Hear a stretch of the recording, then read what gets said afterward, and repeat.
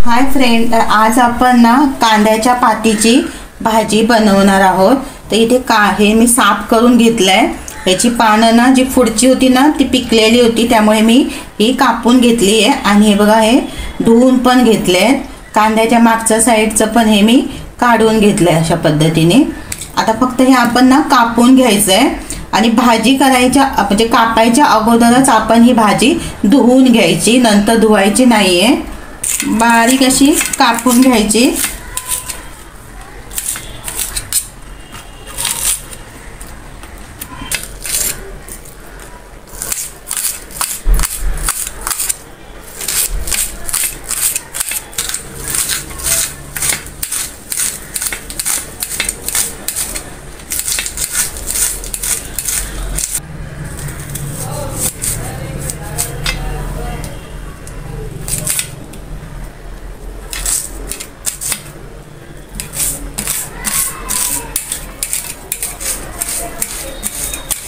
एक चमचा तेल चांगलं गरम करून घ्यायचं।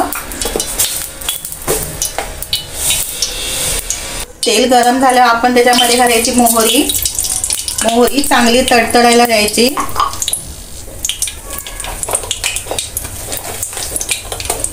जिरं, लसूण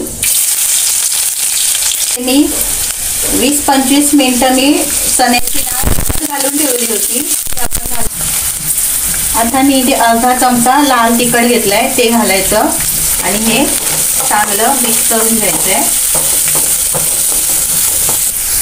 थोडंसं आपण मीठ घालायचं, चवीप्रमाणे मीठ, आणि हे मिक्स करून घ्यायचं। डाळ शिजायला थोडीसा वेळ लागतो, त्यामुळे काय करायचं आहे, याच्यावरती आपण ना झाकण ठेवून बंद करून ठेवायचं 10 ते 15 मिनिटं। मध्ये मध्ये हलवत राहायचं। आता आपली 10 मिनिटं झालेली आहे।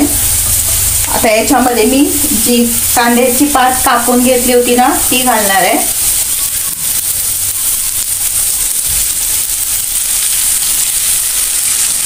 सगळं मिक्स करून घ्यायचं। थोडीशी डाळ मी चण्याची जास्त घातलेली आहे, म्हणजे कसं चवीला खूप छान अशी भाजी होते, झटपट अशी होते, जास्त वेळ न लागता ही भाजी होते। भाजी कशी तुम्ही टिफिनला पण देऊ शकता, किंवा कोण पाहुणे आले तर झटपट अशी ही भाजी आपण बनवू शकतो।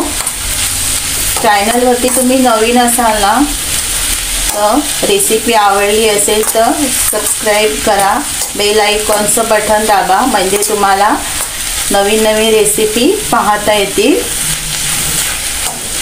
तर आता हे मी मिक्स करून घेतलंय, तर याच्यावरती आपण हे झाकण ठेवायचं आणि ही भाजी शिजवून घ्यायची आहे। तर आता आपली ना भाजी तयार झाली आहे। वरून आपण थोडंसं खोबरं टाकायचं, ओलं खोबरं, नाही घातलं तरीही चालेल। तर हे आपण मिक्स करून घ्यायचं। आता हे आपण ना असं मिक्स करून घ्यायचं। वा, खूपच छान अशी आपली ना भाजी तयार झाली आहे।